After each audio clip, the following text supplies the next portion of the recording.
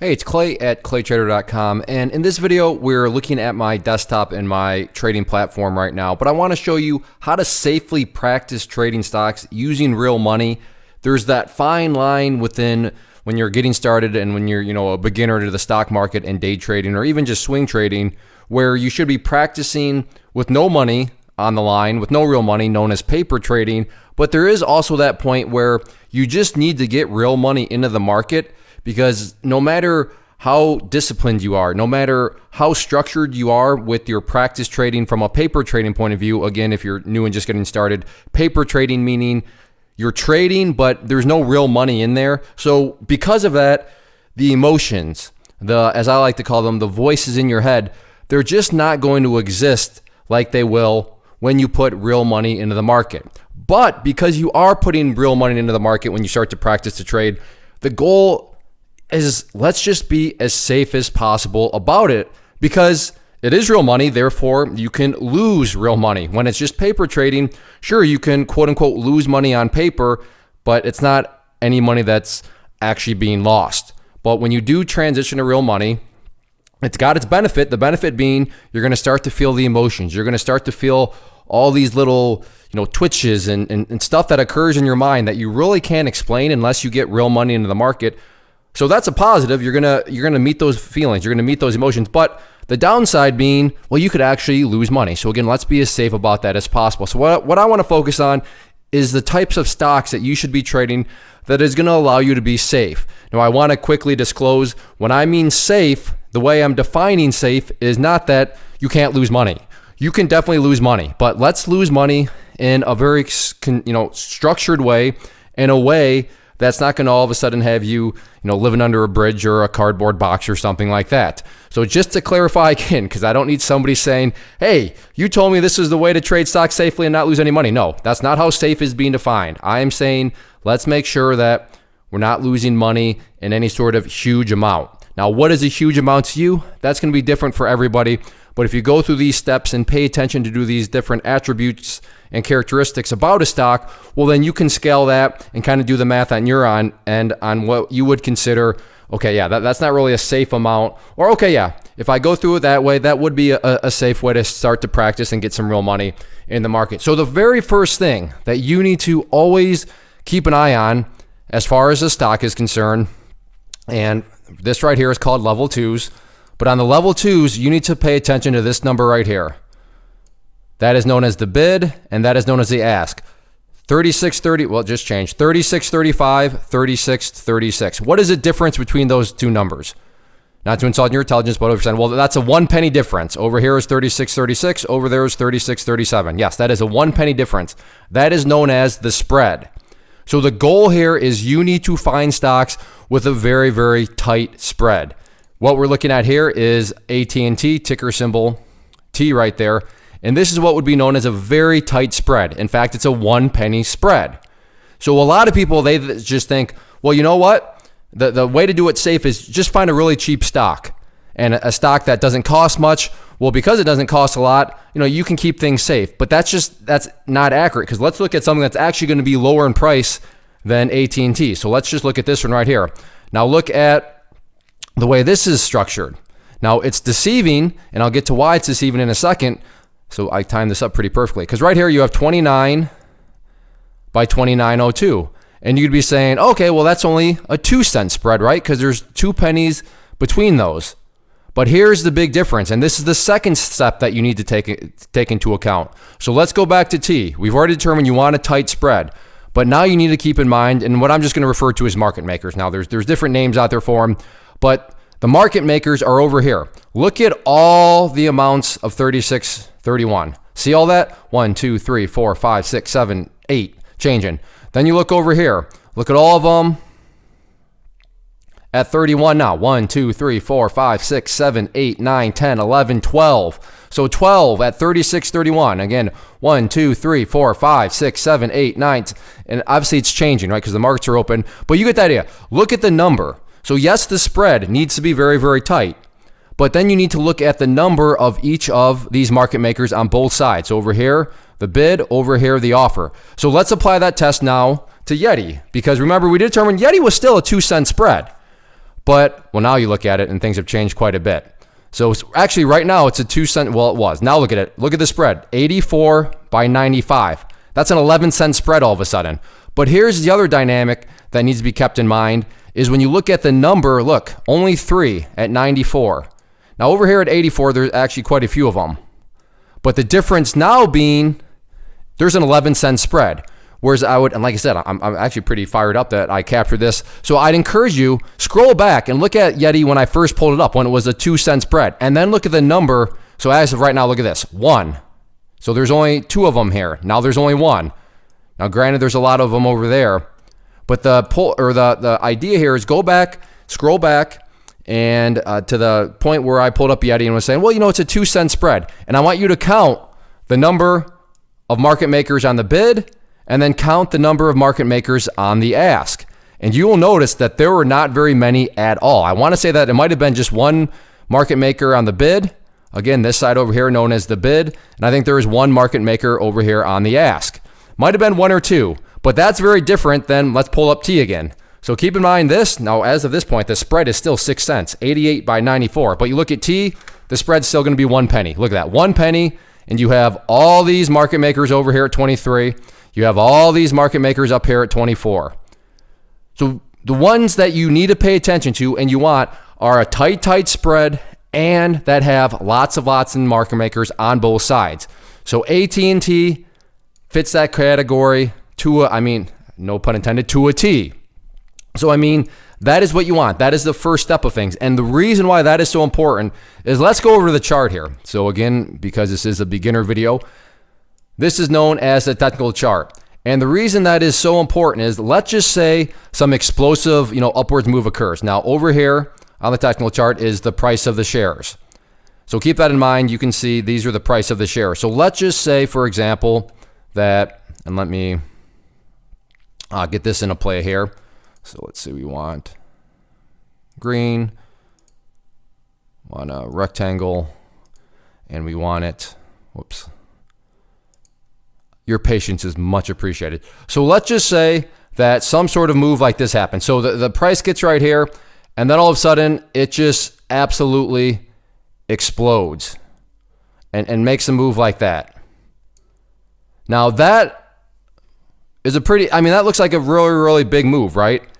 And it is a big move, kinda, because you look over here, and that would imply that it's gone from 35 up to 65. So that's a move of actually just, 25 cents. And 25 cents is not that big. But let's real quick go over and look at something like that on Yeti. So we're looking at a 25 cent, quote unquote, big move. So let's pull up Yeti real quick, and we'll come over here and keep it the same. And this, I'll do my best to keep it as realistic as possible. So over here, let me grab the rectangle again. And you get, from this point, something like that, a big old move. Give or take. That's a 45 cent move. So think about that. 25 cents versus a 45 cent move. But let's just take this even more dramatic, and let's just say, because Yeti and T, which is why I like them, because they're close, but there are still differences. But then there's just stocks flat out there that are not different at all. So let's just pull up Roku real quick. So Roku, so let's take that same exact thing, right?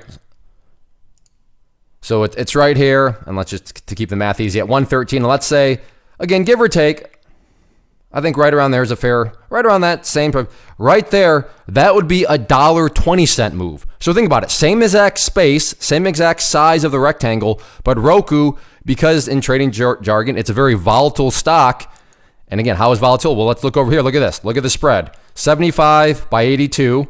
Well, it was. Well, right now it's still a 5 cent spread. But then again, look at the number of market makers. 1 against 3. And just looking at how quickly these numbers change, that's also going to tell you how volatile a stock is. But right now, 8 cent spread. So this will be a quiz. How can I tell it's an 8 cent spread?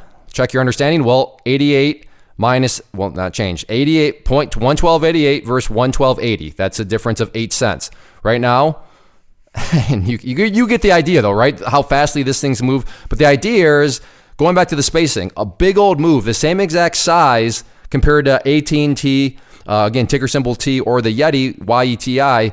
I mean, there are big differences there. And these are the types of stocks where you can't trade them safely because they can move. They're very volatile. And if they move in a big direction, well, they can end up costing you a whole lot more than, again, let's look at T. Look at that. All those, the 1 cent spread again. I mean, this one, I guess I can't say it's always a 1 cent spread, but traditionally speaking, it's a 1 cent spread. But this is also why I want to go through the steps and not just give you a list of stocks, because stocks can always change. But if you apply this, step-by-step process to any stock, then you're going to be able to identify. And when you pull up a ticker symbol, you'll know whether or not it's one of these that is actually safe to even trade with real money in the first place. So that is how you identify the types of stocks.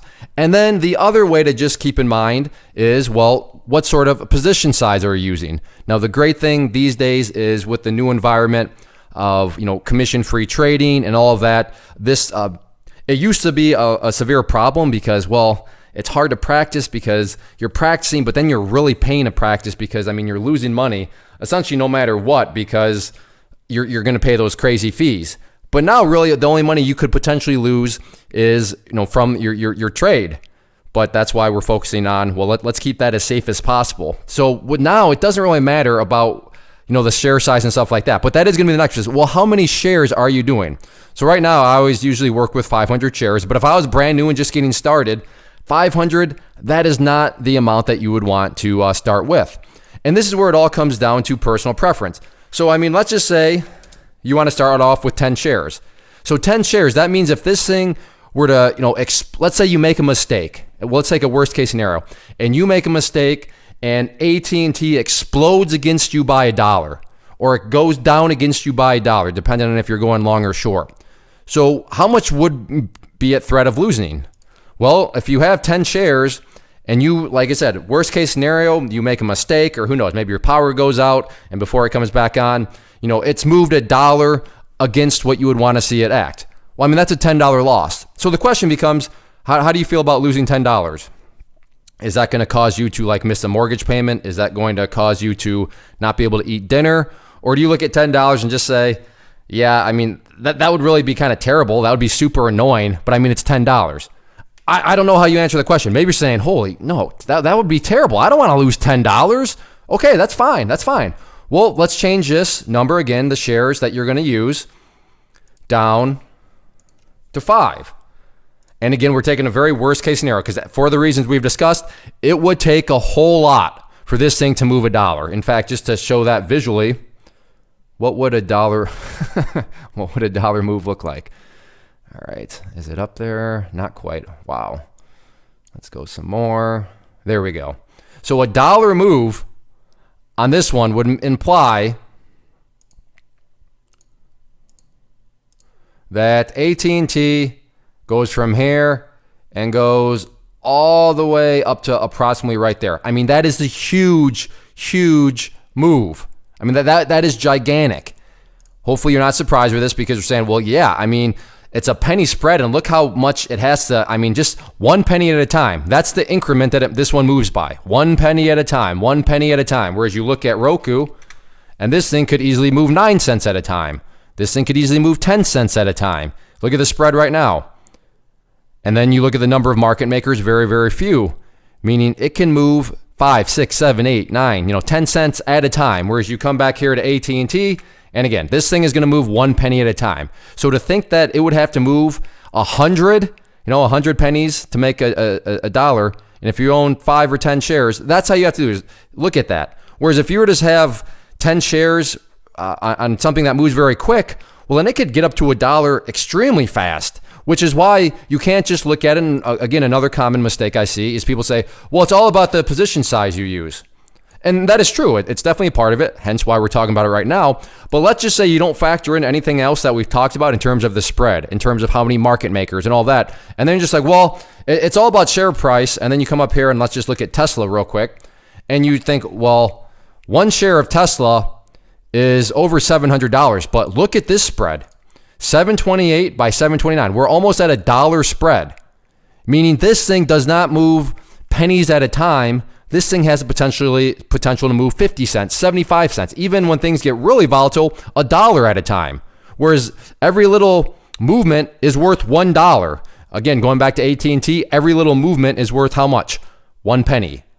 So just because you're thinking, well, I'm controlling, everything's going to be safe because I'm only going to do 1 share. Well, if it's 1 share of Tesla where it's moving this fast, I mean, look at that. That's an 84 cent spread right now. 84 cent spread. And then look, I mean, you get the idea. Look how fast these prices are moving. So that's why there's definitely more than goes into it than just the share price. Yes, share price needs to be covered, hence us covering it now, but it's further on down the list. Let's just first make sure that you've identified something that looks very boring like T. But that's what we want, very boring. This thing moving in penny increments. But that's what you want, because even if it explodes against you, like I said, and even if it goes $1 against you, you could lose $10. But like I said, if you're not comfortable with that, well, in this situation, how do you feel about $5? You're saying, yeah, $5 feels much better than $10. Perfect. Then practice with $5. Or excuse me, practice with 5 shares where, like I said, in a worst case scenario, you're going to be losing $5. Now, maybe you're looking at 10 and saying, no, that's nothing. $10, I literally don't care if I lose $10. Okay, cool. Nothing wrong. How do you feel about 50 then? Meaning, if something crazy happens and AT&T goes $1 against you, then you would be losing $50. How do you feel about $50? Maybe you're saying, whoa, $50? That's like a tank of gas. No. Okay, well, fine. How about 25? How do you feel about losing $25? So do you see the game here that I'm playing with myself and that you need to play with yourself? Ask yourself, well, how do you feel about that? Take a worst case scenario. And again, it's going to be a worst case because, this thing is not going to move very quickly at all. And then just see how you feel about it. Maybe you're saying, no, Clay, I don't care about $50. I've been working hard for a long time. I have an account that's worth, $50,000, $100,000. I don't, so I don't care about $50. That's not that big of a deal. Okay, then fine. Let's try 100 shares. How would you feel about losing $100? And then you just play the game on and on again. But remember, the umbrella context that we're playing this game in is within a stock that looks like this. That's already a very slow mover. It's a very boring mover where even if it gets explosive, it's moved like 10, 15, 25 cents. And then in an extremely explosive, worst case scenario, it could move like $1. Okay, well, even in that situation, you're still going to be okay. So that is why, yes, share size is important. I've realized I've said this multiple times, but like I said, I see it too often where people start off at share size and they think share size is the most important thing to look at. No, it is, but not the most important. The most important is you got to identify a boring stock that meets all the criteria that we've already discussed. And once you've met that, that's going to tell you and show you exactly how it works. So I want to add in a little bit of how it actually works, because maybe you never had any real money. So for this, I'm just going to go ahead and let's just do 10 shares, because there's no shame in doing 10 shares when you're just getting started. And I want you to look at, so I'm just going to go ahead and buy. So if you're not familiar with the platform, as soon as I hit buy down here, T is going to show up. And then in this column right here, it's going to start fluctuating green and red. And these is how you're going to introduce voices into your trading. So like I said, you're going to buy. So there we go. Look at this. I have real money on the line. Right now, I'm up 20 cents. Yes. All right, good. I'm making 20 cents. Making 20 cents. Hey, I'm up 30 cents. Okay, I'm making money here. Making money. I'm up 30 cents. 40 cents. That's great. Uh-oh. I want 20 cents. Okay. What? Okay, I'm at 20 cents. I was at 40 cents though. Okay, what is this thing going to do here? What is this thing going to do? Okay, now notice it's barely budging, but that's what we want. If this number right here is flying all over the place, you are in a stock that is way too volatile. Let me say that again. If that number is flying all over the place, up and down, all over, big swings, you're in a stock that's too volatile. You're in a stock that it has too wide of a spread and there's not enough market makers. But right here, you can see it hasn't budged that much. But that's what you want. And even when it did budge pretty quickly, I made 40 cents on it. So that is where I want to, wrap things up and just continue to watch that number, because the downside to all of this is, well, sure, you're trading in a safe way where you're not going to make a bunch of money, or excuse me, you're not going to lose a bunch of money, but I mean, you're not going to make a bunch either. But I want you to go into the mindset. The mindset here is not to be making money. The mindset is to just meet the voices, meet the emotions, see how you feel about seeing this number fluctuate up and down. So, I mean, there's always a give and take, right? Yeah, that's great. You get to meet all these voices. That's great. You get to start to kind of see how you're going to feel like when you have real money on the line, because that is real money. Right now, I am 30 cents richer than what I was, a minute ago. So, I mean, there is a very real sense of, hey, okay, all right, I'm making money, but I'm losing money. Okay. Now, did you see how fast that moved? But how fast did it move as far as a profit is concerned? I went from being up 30 cents to being down 10 cents, and now I'm at break even because it says 0 there. Oh, now I'm down 10 cents. Oh, 20 cents, I'm losing money. 10? Oh, okay. But do you see? I mean, it's working, but it's not going to make or break me. And I will say this, if you're looking at that saying, no, I can't afford to lose 50 cents, then that's okay. That's okay. We're all at different spots in our life. I understand that. No judgments. I will say you're probably not quite ready to be trading with real money then if 50 cents is going to cause you to freak out, because you are going to be needing to be able to withstand and handle losing much more than 50 cents. Now, I'm not saying you have to be able to lose $500, but 50 cents, if that freaks you out, then like I said, I would encourage you to just keep on saving and, just keep at it, keep grinding. But like I said, for this, honestly, this is almost more fun than having bigger amounts, because this is fluctuating all over the place. But that's the goal, is you just want to just feel some emotions in the sense of, okay, yeah, because right now, technically speaking, I'm right? I made the choice to get in, and because I'm making some money, okay, I made a good decision. So from this, you're just seeing how you feel about either a good or bad decision. Now, the good news is if it is a bad decision, well, okay, maybe you lost $2, maybe you lost a couple of dollars. Not the end of the world. But at least you're going to know how you're feeling emotionally about the fact that you did make a bad decision. That was a bad trade. But the goal here is to ensure that the bad trade doesn't actually cost you a whole bunch of money. So you're practicing trading with real money. You're learning about your emotions. You're learning about the voices in your head. You're learning about how you feel about good decisions or bad decisions. But you're doing it in a way that's not going to threaten your account. It's not going to threaten you financially speaking in any sort of large amount of way. So yeah, that number's been fluctuating. So if you're saying, I want this to be a winning trade. So let's see, I bought it at 36.34. Let's see if I can get this to go up just a little bit more here. And then I'm going to try to lock in a winning trade. There we go. So let's see if we can get this to make a move up here to. So for example, let's just say I want this to get up to 36.50, and then I'll sell. So right now I'm practicing with my platform, right? So okay, I want to be able to sell. So let me practice this. I want to be able to sell at 36.50. So I'm going to type in 36.50 right there, and then I need to realize and watch that if I see 36.50 show up over here, then that means I need to press that button. Okay, so that's what I'm practicing, and I want to double check. Actually, let's do this. Let's say, well, I don't want to sell everything. I want to just scale out. All right, that's fine. Scale out. So I'll scale out half my position if it can get up there and hit 36.50. So right now I'm practicing, realizing, okay, well, I need to change that to 5 because I don't want to sell everything. And I'm practicing needing to know what I need to watch. Need to be watching that number over there. I need to see 36.50 right there. And then let's also say, well, you know what? But if I see 36.40 there, and I'm just making this stuff up, if I see 36.40 right here, then you know what? I need to get out. I need to, manage my risk and just get out. So I'll also practice, potentially needing to acknowledge the fact that my trade plan didn't work out and that I now need to, back out from the trade. But my numbers that I'm picking are probably not the best because, again, it illustrates the point is this thing is not very volatile. So it actually is going to take quite a bit, as you're seeing, for this thing to just move up like 3 cents. Right? Because I'm sitting here saying 36.49, but it's having a very hard time to just move up 3 cents. But that's what you want. You don't want volatile stocks. Let's keep this safe. So again, I really should have probably just said, I'll give it another minute here because it looks like if it can break up through that area, then I got a good chance of getting out at 50.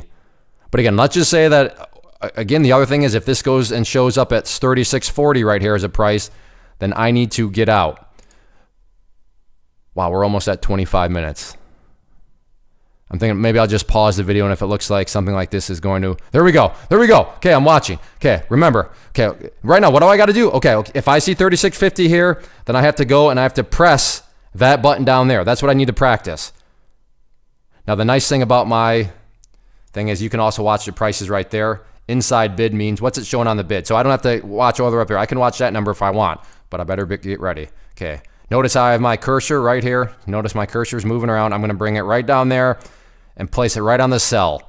And as soon as I see that number change to 36.50, I need to hit that sell button. You know what? I'll practice double checking. What am I double checking? Okay, yeah. I want to do just half the position. So 5's right there. That's good. But at this rate, it's taking way too long. So let's just say I want to sell at 36.49. So now I'm watching this number. This needs to change to 36.49. If that happens, then I'm going to hit that sell button. Uh-oh. Uh-oh, now I might need to get out of everything here. Yup. Okay, I'm going to change this to 10. Because as I said, this might just have changed to a losing trade for me. So again, if I see this change to 36.40, which again is the same number that you see up here, if I see that happen, then I need to get out and I need to hit that sell button. So I'm watching for, 41. Oh no, is this going to be a losing trade? If it got to be out, discipline. Hit 40 and I'm out at 40. So that was a lesson there of something where it was looking good, but look at it now. Now it was down to 38. Now it's 39. It's 38. So that's looking like it was a good decision. Look at that, 37.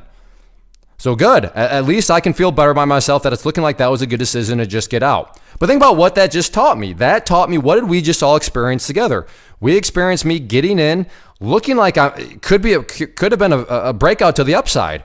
I mean, it was knocking on the door. It was trying to get up. I mean, it hit as high as 49. So it was knocking right on that door of 50.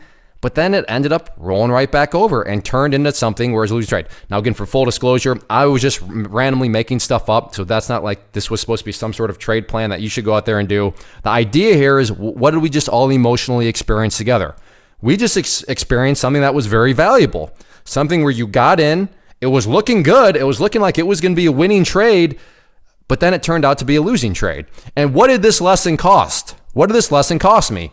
Well, and again, this is a very important lesson. It cost me 40 cents. I would say that's pretty good. Now, the final thing that I need to close on is this also assumes that you're actually practicing valid strategies, that you're actually practicing worthwhile systems. I mean, just because you lose $1, let's just say, okay, well, I learned a lot. Well, and what I see a lot is people are practicing the game of, the game of tennis with a hockey stick. So sure, you're practicing tennis, but you're not actually practicing it very well, and you're not even practicing it very wisely when you're doing it in a hockey stick. So, the one caveat here, the assumption, and the big and very important assumption is that, practice does not make perfect. Perfect practice makes perfect. So you better be sure you're actually practicing a valid strategy. I mean, if you're just chasing the price and all that and acting like a degenerate gambler, sure, you consider and say, yeah, but I only lost 40 cents, so I'm doing this wisely.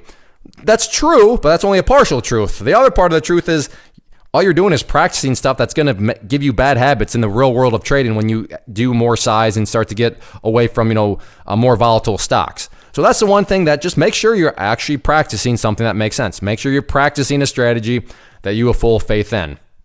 So that is how it works. This is how you can safely practice trading stocks while you use real money, and you can get some good, valid lessons by doing so. So if you enjoyed this video, a couple quick requests. First off, maybe if you're crunched for time, since we're going on 30 minutes, just hit that like button. But I would love to hear if you enjoyed this video, if you enjoyed these types of videos.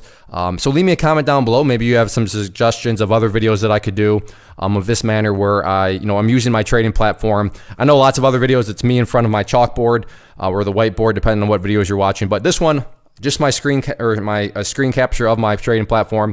So if you have any suggestions or anything like that, leave those down in the comment section. Or maybe say, no, Clay, I really enjoyed it. So just let me know if you enjoyed these videos too down in the comment section. And like I said, the easiest way though to just communicate to me, hey Clay, I like this, please keep making them, is to hit that like button. And then also check out the channel as a whole. There's lots of videos. There's live trade videos.